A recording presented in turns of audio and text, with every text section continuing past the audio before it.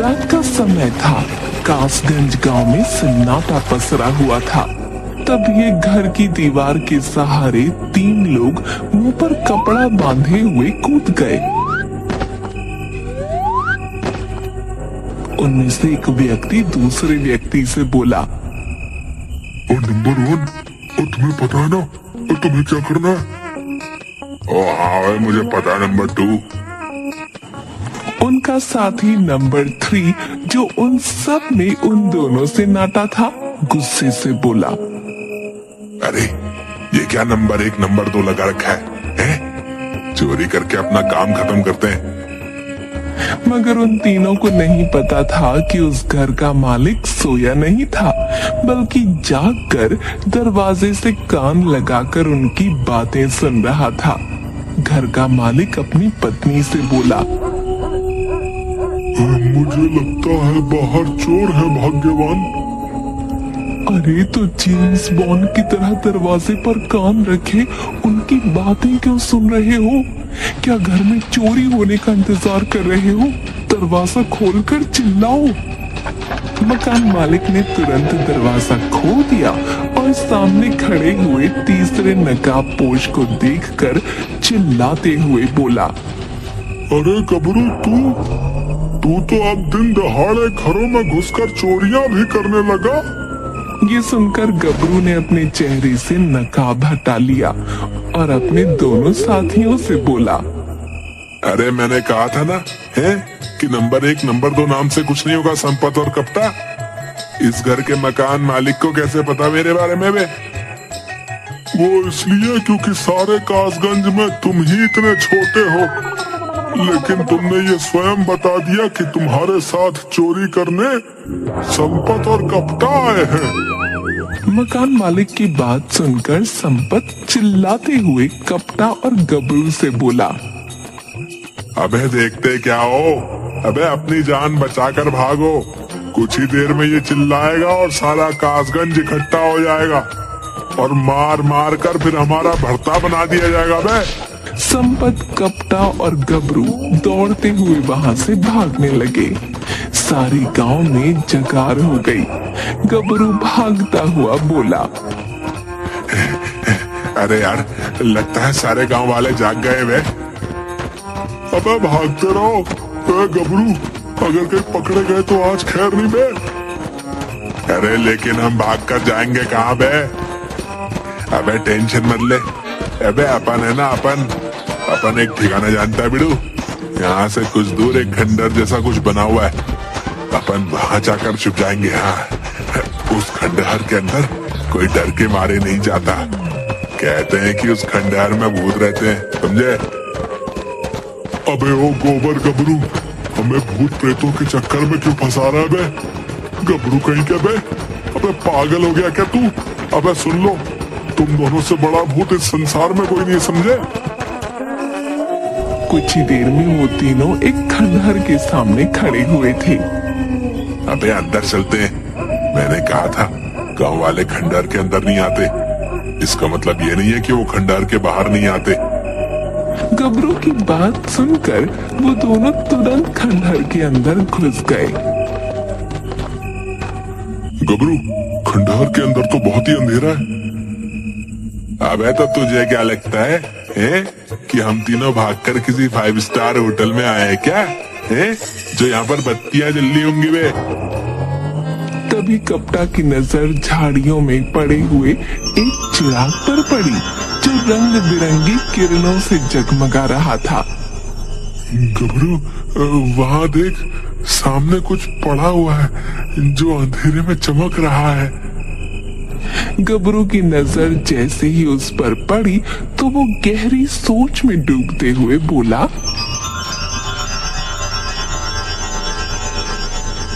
अबे मुझे तो ये अल्लादीन का चिराग लगता है बे। इतना बोलकर गबरू ने उस चिराग को उठा लिया और उन दोनों की ओर देखकर बोला, अबे क्या बोलते हो बे तुम दोनों बे? अबे क्या चिराग को घिस दूं? हो सकता है कि इसमें से कोई जिन बाहर निकल कर बाहर आ जाए और हम तीनों रातों रात अमीर बन जाएं बे। अबे नहीं नहीं गबरू बे, अभी नहीं, अभी मुझे बहुत डर लग रहा है, समझा। एक काम करते हैं, सुबह होने का इंतजार करते हैं, तब तक गांव वाले भी यहाँ से चले जाएंगे।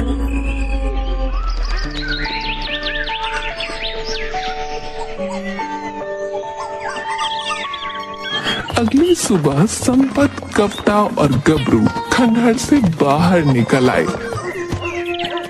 अबे अब देर मत कर गबरू, और जल्दी से चिराग को घिस और सस्पेंस खत्म कर। पता चले कि ये चिराग वाकई जादू है या फिर ऐसे ही कोई इसको फेंक गया है। गबरू तुरंत चिराग को घिसने लगा। अगले ही पल चिराग के अंदर से बहुत सारा धुआं निकलकर एकत्रित हो गया और धुएं ने एक बहुत ही विशाल मानव की आकृति धारण कर ली। क्या हुक्म है मेरे आका? गबरू खुशी से चीखता हुआ बोला। अबे अबे ओए, अबे ये तो वाकई अलादीन का चिराग निकला बे। अबे अब मुझे अमीर होने से कोई नहीं रोक सकता। अबे कौन है बे तुम? है बे? जब तुम्हें पता ही नहीं कि मैं कौन हूँ तो इतने खुश क्यों हो रहे थे आका? अरे मैं एक जिन हूँ, क्योंकि ये चिराग तुमने घिसा है, इसीलिए मैं केवल तुम्हारा ही हुक्म मानूंगा और तुम्हारी 3 इच्छाएं पूरी करूंगा। अबे गबरू, अबे जल्दी से इस जिन से बहुत सारा सोना और चांदी मांग ले बे। अरे सोना और चांदी अगर बाजार में बेचने जाएंगे तो पकड़े जाएंगे, समझे। ज्यादा हीरो बन रहे हो है। वैसे भी हम सब चोर के नाम से प्रसिद्ध हो चुके हैं।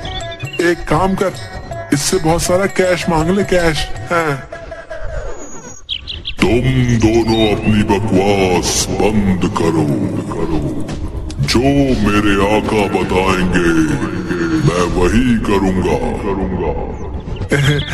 तो ठीक है फिर, मेरी पहली इच्छा ये है चिराग के जिन कि मुझे बहुत सारा पैसा चाहिए, समझा, और एक आलीशान बहुत बड़ा महल जैसा बंगला वो भी चाहिए, और जो है सुन 4 कारें चाहिए, और कारें जो है ना वो मर्सिडीज की होनी चाहिए, समझा। गबरू की बात सुनकर जिन्न क्रोधित होकर बोला। अपनी औकात भूल गए हो आका। मुझे देखो, मैं इतना बड़ा जिन होकर हजारों सालों से इस छोटे से चिराग के अंदर रह रहा हूँ, और तुम 1.5 फुट के होकर बहुत बड़ा बंगला मांग रहे हो, ऊपर से 4 कारें भी मांग रहे हो, जबकि तुम्हारी शक्ल ये बता रही है कि तुमने अपने जीवन में साइकिल भी नहीं खरीदी। जिन्न की बात सुनकर गबरू बुरी तरह से क्रोधित हो उठा। अबे ये क्या बकवास है? अबे तुम वाकई कोई जिन विन हो कि नहीं हो? अबे हाँ, मैं वाकई जिन ही हूँ, क्योंकि तुम अपनी पहली इच्छा बता चुके हो, जो कि तुम्हारी औकात से बहुत ज्यादा बड़ी है। इसलिए मैं तुम्हारी इच्छा पूरी नहीं कर सकता। अब तुम कल दोबारा चिराग घिसना, तब तक मैं सोने जा रहा हूँ। इतना बोलकर जिन्न फिर से धुएं के रूप में आकर चिराग के अंदर समा गया। जिन्न गायब होते ही संपत गुस्से से गबरू से बोला। अबे क्या जरूरत थी बे अपनी औकात से ज्यादा मांगने की, है बे? अबे तो मुझे क्या पता था कि वो जिन मेरी इच्छा पूरी करने की बजाय मुझे मेरी औकात याद दिला देगा, है बे? अबे अब ये सब छोड़ो, अब केवल 2 ही इच्छाएं बची हैं। अब जो भी मांगना सोच समझ कर मांगना, समझे। चलो जब तक कहीं दूसरे गांव में जाकर पेट पूजा करके आते हैं, चलो।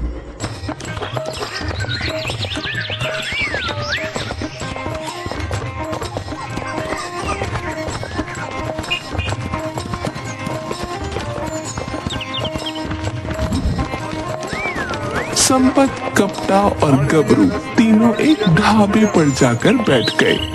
संपत गबरू से बोला, है तो क्या सोचा बे गबरू, जिनसे आप दूसरी इच्छा क्या मांगोगे? गबरू बहुत गहरी सोच में डूबते हुए बोला, अबे मेरा ख्याल है कि जिनसे कुछ नया मांगते, समझे? देखो, हमने अब तक कासगंज में जितने भी लोगों को टोपी पहनाई है ना और चोरियां वोरियां की हैं, कासगंज के लोग हमारी सारी चोरियां भूल जाएं और केवल हमारी अच्छाई याद करें, ऐसा मांग लेते हैं। अबे अच्छाई हमने कभी कोई की है बे? बस हमारी की हुई चोरियों को ही भूल जाएं, यही काफी है। और हाँ, जब कासगंज के लोग हमारी की हुई सारी चोरियां भूल जाएंगे तब हम फिर से चोरियां शुरू कर देंगे गबरू। अबे ये परफेक्ट आइडिया यार। हाँ,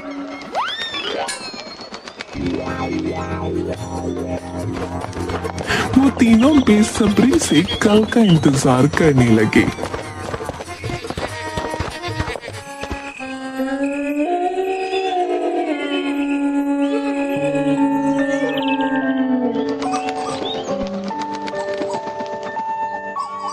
अगले दिन गबरू, संपत और कपटा एक खेत में चले गए। गबरू चिराग को घिसने लगा। चिराग के घिसते ही जिन्न फिर से हाजिर हो गया और गबरू की ओर देखकर बोला, मेरे आका, अब केवल तुम्हारी दो ही इच्छाएं बची हैं। अबे हाँ, मुझे पता है, समझे? देखो, मैं और मेरे ये दोनों दोस्त जो है ना, उन्होंने कासगंज में बहुत चोरियां की है, समझे? और कल ही हम चोरी करते हुए रंगे हाथों पकड़े गए हैं। तो हम जो है अब ये चाहते हैं कि हम तीनों ने अब तक कासगंज में जितनी भी उल्टी सुल्टी हरकतें की है ना, तो कासगंज के लोग वो सारी हरकतें भूल जाएं, समझे? और कल की घटना भी भूल जाएं। जैसा आपने कहा वैसा ही होगा मेरे आका।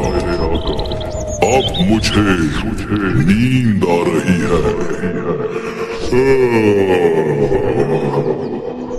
इतना बोलकर जिन्न फिर से धुएं में परिवर्तित होकर चिराग के अंदर समा गया। संपत खुश होकर बोला, चलो अच्छा है, कम से कम एक इच्छा तो पूरी कर दी जिन्ने।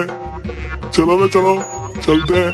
कासगंज वाले अब तक सब कुछ भूल चुके होंगे। चलो चलो। वो तीनों कासगंज की ओर चले गए।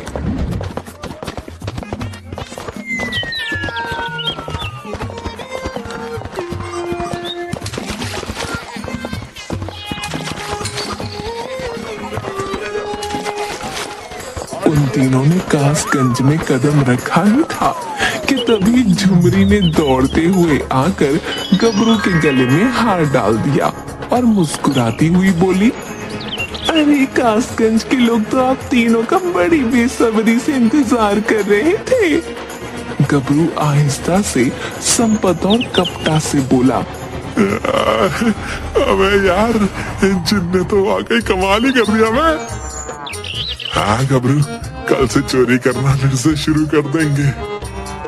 चलो जल्दी से मेरे घर पर। मेरे पिता और इस गांव के मुखिया ने तुम तीनों के लिए ढेर सारे व्यंजन बनवाए हैं। तुम तीनों गांव के सबसे अच्छे और सुंदर नौजवान जो हो। संपत, कपटा और गबरू खुश होकर झुमरी के साथ कासगंज के मुखिया के घर चले गए। मगर जैसे ही वो घर पर गए तभी गांव वाले हाथ में डंडे पकड़े हुए वहां पर एकत्रित हो गए। गांव के लोगों के हाथों में डंडा देखकर गबरू मुखिया से बोला,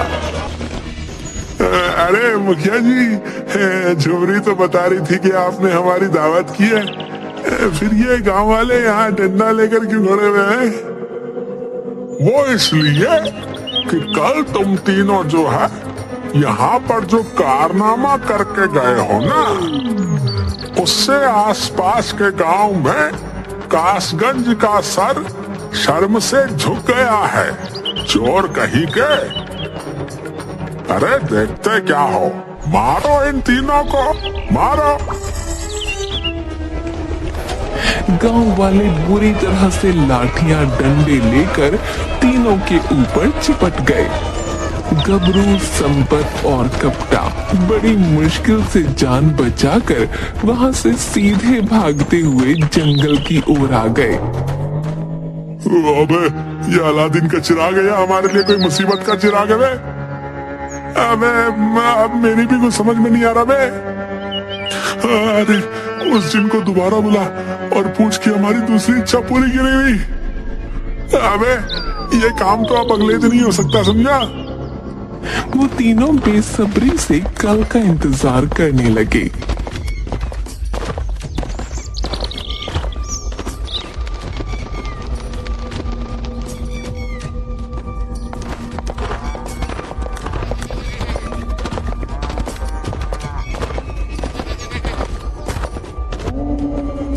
वो तीनों रात भर खेत में पड़े रहे।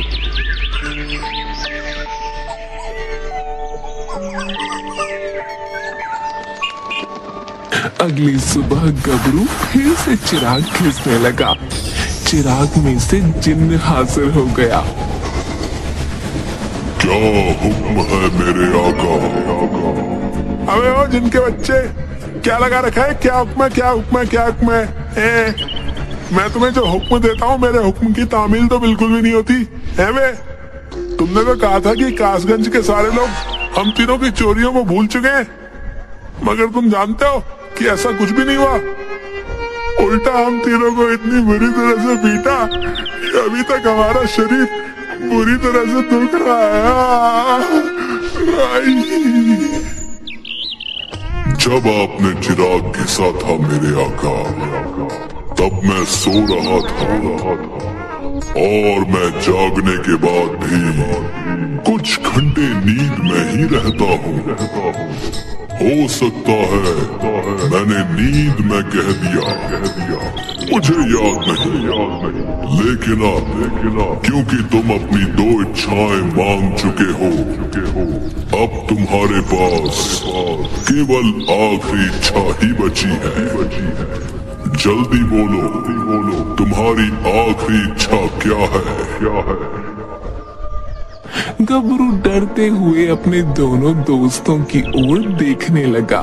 संपत डरते हुए गबरू से बोला, अरे मैं कहता हूँ इससे कोई इच्छा भी मत मांग, ये हमें फिर भी मुसीबत में फंसवा देगा, बता रहा हूँ। हाँ।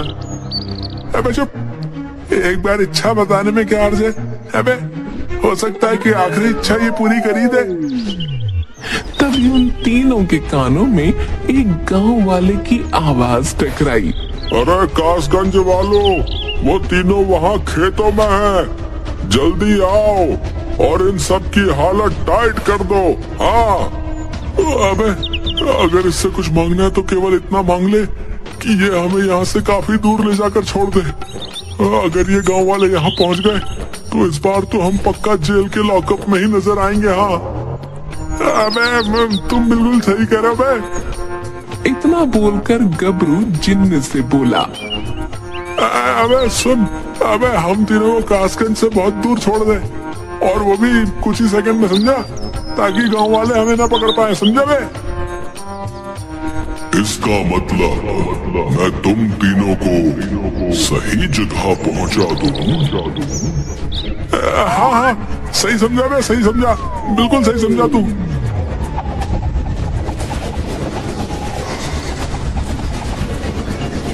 अगले ही पल संपत, गबरू और कप्ता ने अपने आप को कासगंज के थाने के अंदर पाया। पुलिस इंस्पेक्टर उन तीनों को देखकर चौंकते हुए बोला, अरे मुझे तो तुम तीनों की तलाश थी। कल ही कासगंज का मुखिया तुम तीनों के खिलाफ रिपोर्ट लिखा कर गया है। कह रहा था कि तुम तीनों ने कासगंज में आतंक मचा रखा है। अब तो तुम्हें मेडल मिलना ही चाहिए भाई। अरे हवलदार, अरे देखते क्या हो, इन तीनों को हवालात के अंदर बंद कर दो। हवलदार ने उन तीनों को धक्के देकर हवालात के अंदर बंद कर दिया। तभी वो जिन्न वहां पर फिर से हाजिर हो गया। मैंने अपना काम पूरा कर दिया है। गबरू गुस्से से जिन्न से बोला। अबे क्या खाक पूरा कर दिया बे, तूने तो हमें पुलिस लॉकअप में डलवा दिया। अबे आज तक हमें पुलिस पकड़ नहीं पाई थी, समझा। वो क्या है कि मैं आपको बताना भूल गया कि मैं एक साधारण जिन हूँ। हजारों साल पहले इसी बात से क्रोधित होकर एक साधु महाराज ने मुझे इस चिराग के अंदर कैद कर दिया था। मुझ में कोई जादुई शक्तियां नहीं थी। है ना? क्या बोल रहा है? इसका मतलब तू अल्लादीन का चिराग नहीं है क्या? नहीं, उन साधु महाराज ने कहा था कि भविष्य में 3 मूर्ख तुझसे उल्टी सीधी वस्तुएं मांगेंगे जो कि तू पूरी नहीं कर पाएगा। जब वो अपनी आखिरी इच्छा मांगेंगे तो तेरे आजाद होने का समय आ जाएगा। अब मैं तो जा रहा हूँ दोबारा सोने के लिए। अब केवल तुम्हारे हाथ में ये चिराग है। इसे देखते रहना और मुझे कभी नहीं भूलना। इतना बोलकर जिन्न वहां से गायब हो गया। संपत, कप्ता और गबरू थाने में बेहोश हो गए।